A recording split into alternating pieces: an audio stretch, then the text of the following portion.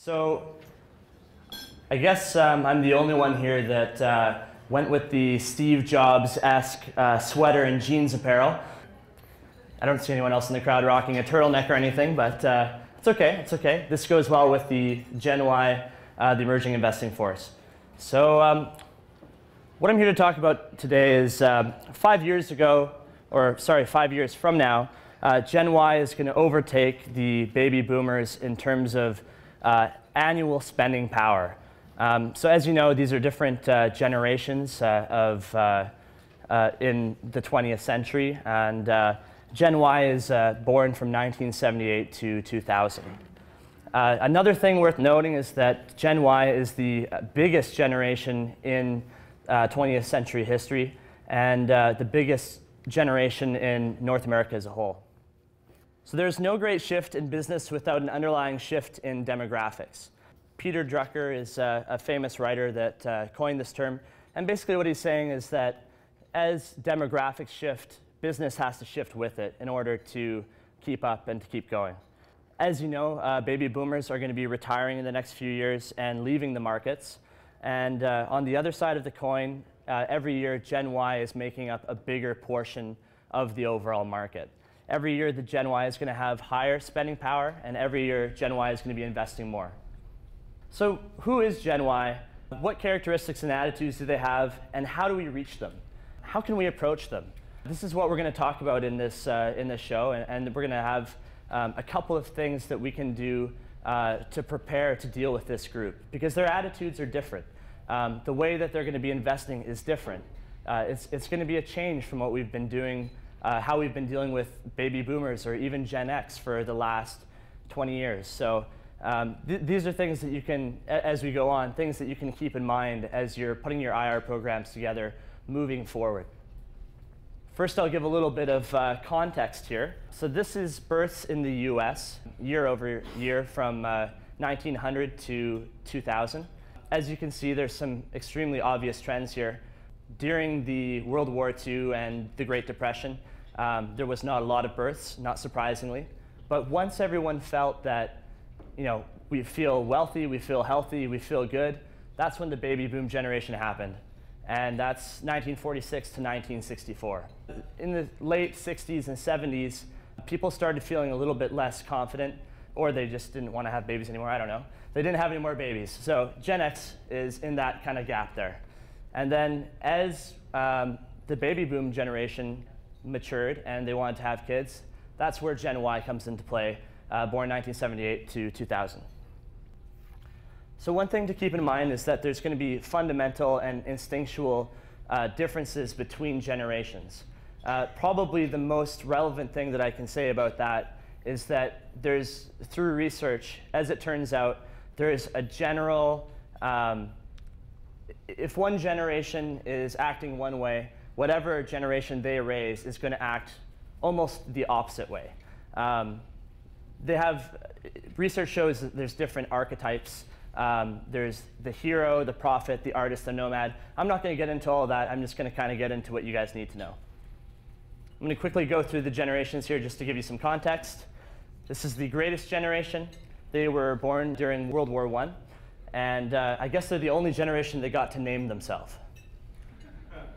Born after World War I, they came into age during the Great Depression and World War II. And they were the ones that fought in World War II. They're the ones that lived through the Depression. They persevered, and they rebuilt our society. So some people, well, they're personified in terms of an archetype as the hero. And that's the same thing that Gen Y is, actually. Next one is the silent generation. The silent generation was born during the Great Depression and World War II, but then they came into their own kind of after that time. Silent refers to the fact that because they were born during a time of crisis, they tend to be a little bit more conformist than other groups and rely on their civic instincts. This is a big contrast with the baby boomers, which came right after this. The baby boomers, everyone knows them. They're gigantic, and they control most of the wealth right now. So this is from the massive post-war baby boom. A lot of people classify baby boomers as words to describe our experimental, They believe in individualism, free-spirited, and then kind of later on towards the end in the second segment of baby boomers, a little bit less optimistic than the first ones, but still the same general sentiment. Distrust government a little bit of cynicism there. Baby boomers were responsible for the expansion of individual freedoms, civil rights, feminist movement, gay rights, rights to privacy, all that fun stuff. Gen X, or the Beavis and Butthead generation, as I like to call them. This group is about half the size to 2/3 the size of either the baby boomers or Gen Y. They value freedom and responsibility. They have a casual disdain for authority, and they value tech, and their archetype is the nomad. Finally, it brings us to Gen Y. So let's take a look at I'm not going to talk too much about them yet. I'm just going to show you a video first that is going to go through what Gen Y has experienced and what significant events has made them who they are.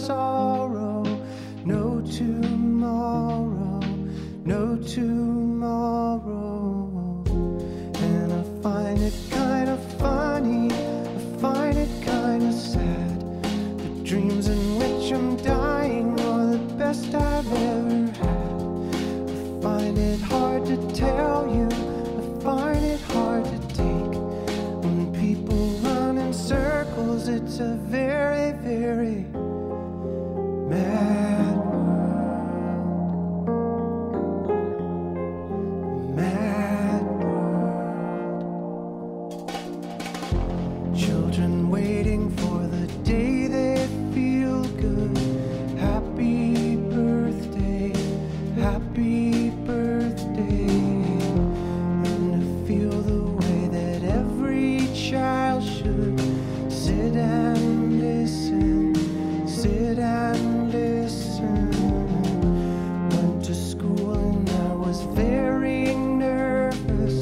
No one knew me, no one knew me. Hello teacher, tell me what's my lesson.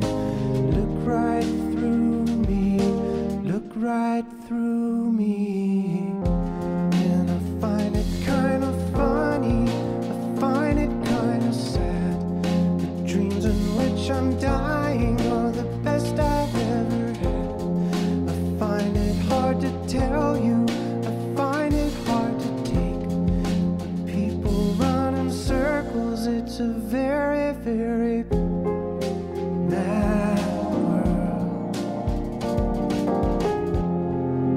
Mad world. Mad world. Mad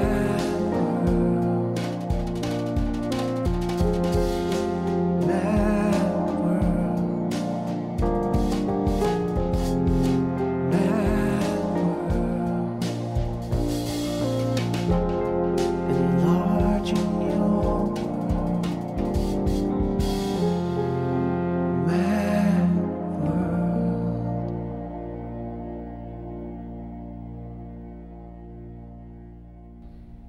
Those are kind of the lives and times of a Gen Y. That's kind of where they are at. That's what they grew up through. That's what they know. And that's going to impact their investing habits. That's something we'll get into really shortly here. But the first thing is I want to show you the sheer size of Gen Y. This is a graph showing the working age population by generation. On the very bottom there, going up, you can see that's taking up a bigger and bigger chunk is Gen Y. In 2011, that's when baby boomers start retiring. 2017 is when Gen Y passes the baby boomers in terms of spending power. In 2018, that's when Gen Y, they make up half of the working population, and in 2030, Gen Y makes up over 75% of the workforce, and Gen X reaches retirement age, and all the boomers are retired. I'm not trying to say that, that Gen Y is going to be everything, but I'm saying that they're going to be raising in their influence as time goes on. So as that happens, we have to pay attention to it, because how they're going to react to investor relations and companies and stock markets is going to be different from how the people that we normally deal with react.